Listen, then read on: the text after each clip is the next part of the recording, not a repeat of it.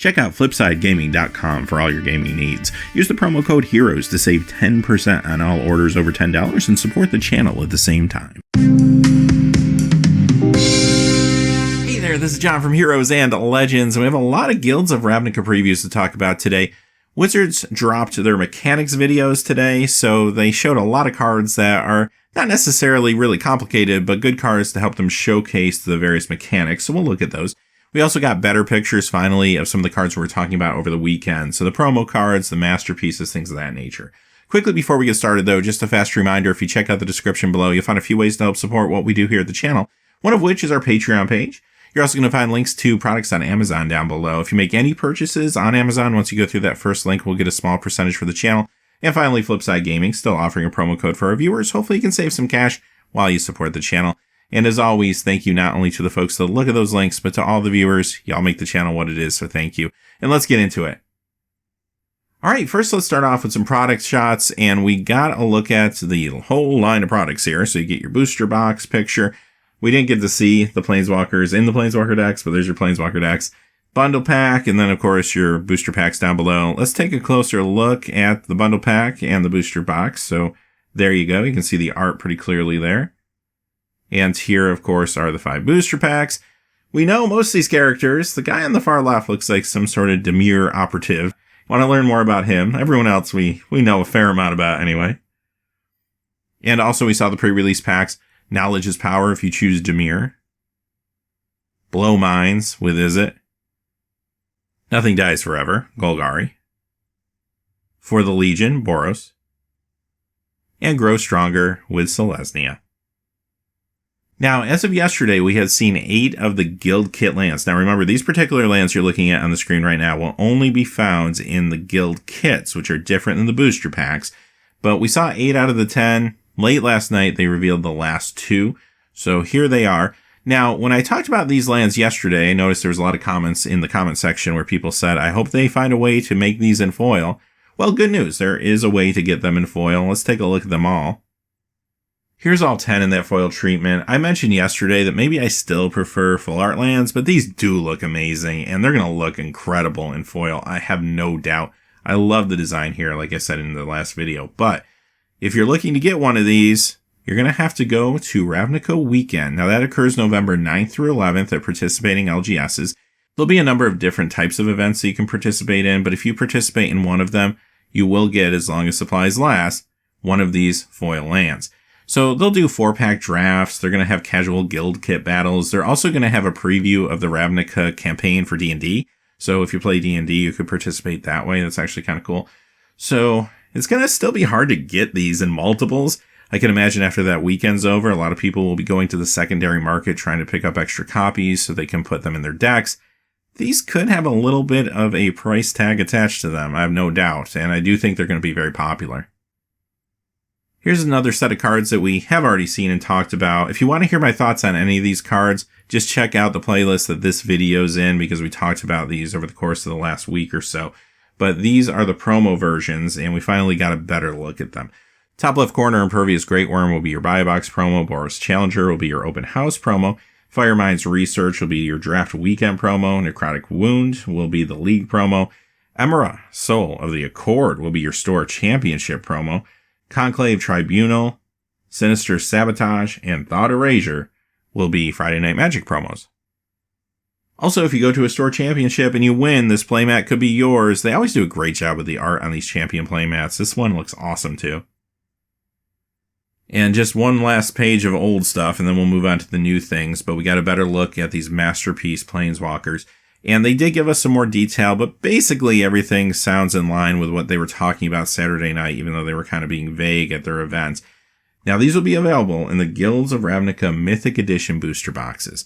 Now, the only way to get a hold of those is to go on the Hasbro store starting October 3rd while supplies last, and they are limited, so they could go very quickly potentially. There is a limit of 2 per customer, though, but you'll have to buy these for $249.99. It's the only place, the only way you can get them. Now, in that booster box, you're going to have 24 packs of Guilds of Ravnica. 8 of those packs will be specially marked, and each of those 8 packs will have one of the 8 Planeswalkers. You only see 7 here because they haven't showed Vraska yet. She's going to be the 8th, and she's in the new set. So once they reveal her, I'm sure they'll show us the Masterpiece version as well. So they are marked. They didn't say if you're going to know which Planeswalker is in each one, or if you'll just know which 8 have Planeswalkers.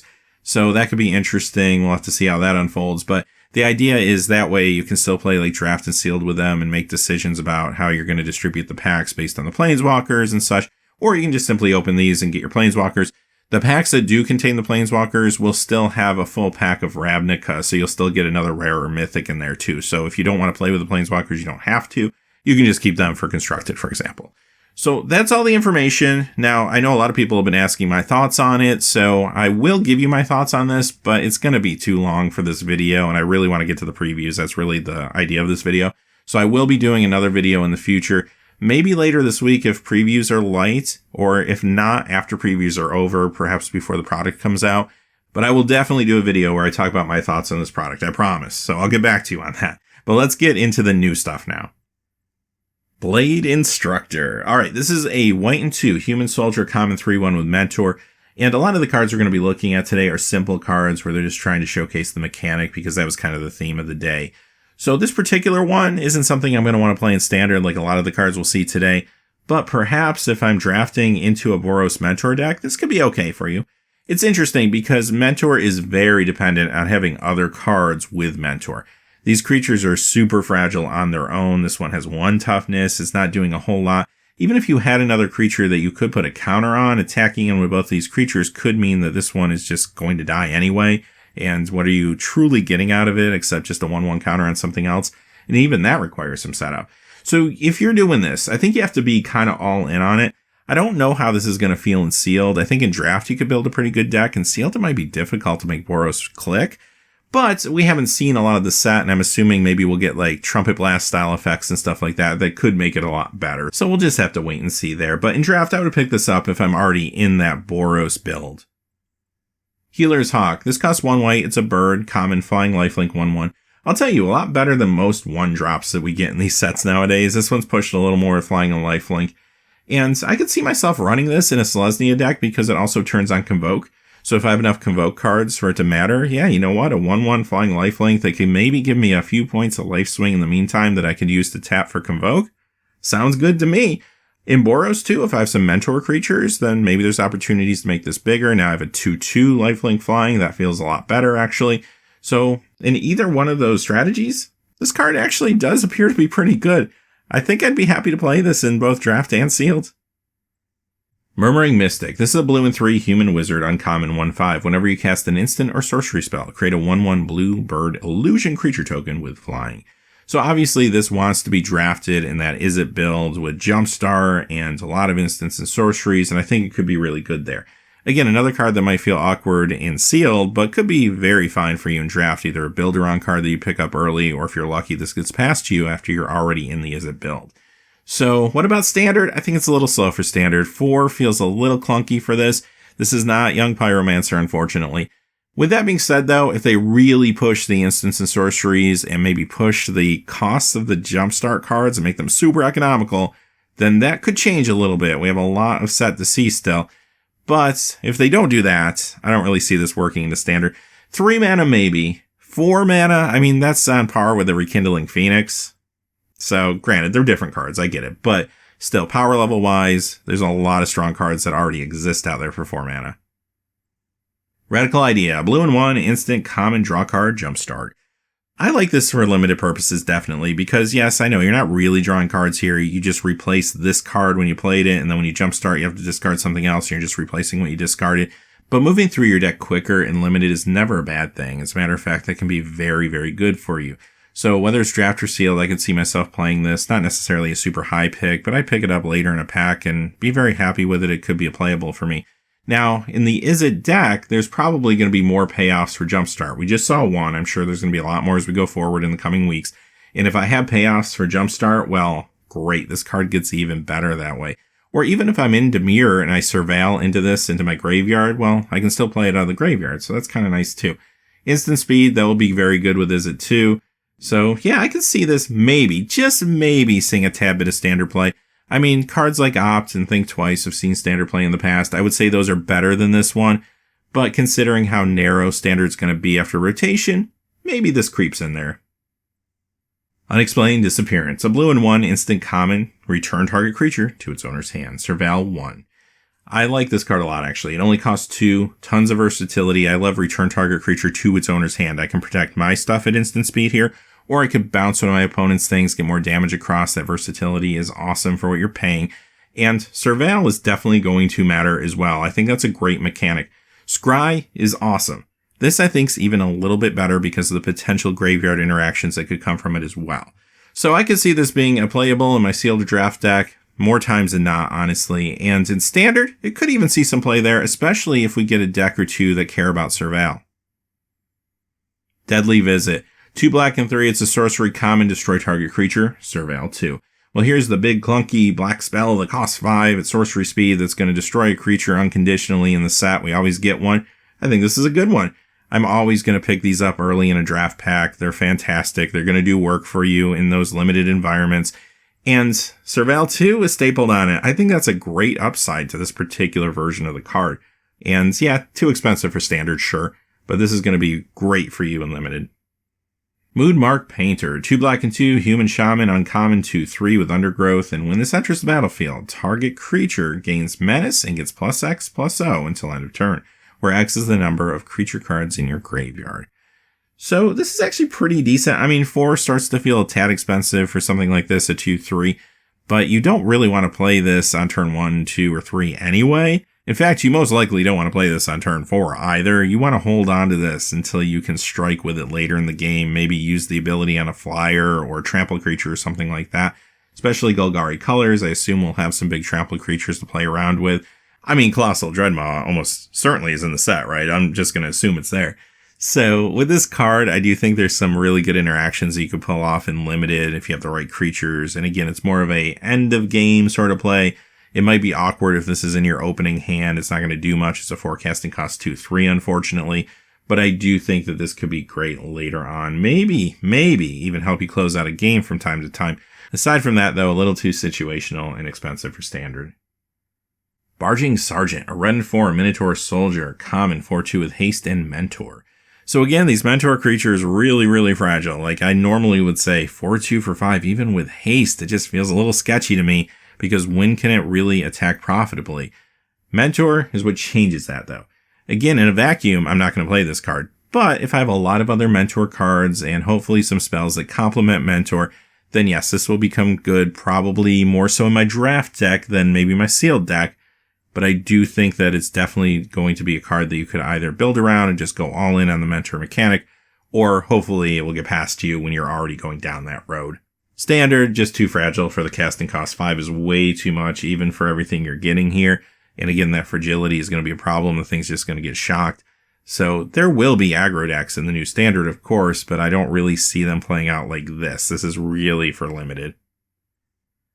Direct Current. 2 red and 1. It's a sorcery common. It deals 2 damage to any target. Jumpstart. Yikes. Okay, well, it's good in limited. I will say that. I'm still going to play this, even though it's not an instant, and it's 2 damage to any target, which is good. But it's for 3 mana. 2 red and 1. However, it does have Jumpstart. There's your upside. Now, I'm not going to play this over Shock or something like that in Standard, obviously. But in limited, yeah, I could see myself playing this more often than not. I think it'll be just fine for you. Again, if there's payoffs for Jumpstart, we already saw one today, then maybe it's even better sometimes. Arbitum Elemental. 2 green and 7. Elemental. Uncommon 7/5. Convoke Hexproof. I love Convoke. This one's not doing it for me, though. It's because the toughness is so low. 7/5. It doesn't have Trample. It doesn't have Evasion. It does have Hexproof, which I'll talk about in just a second, though.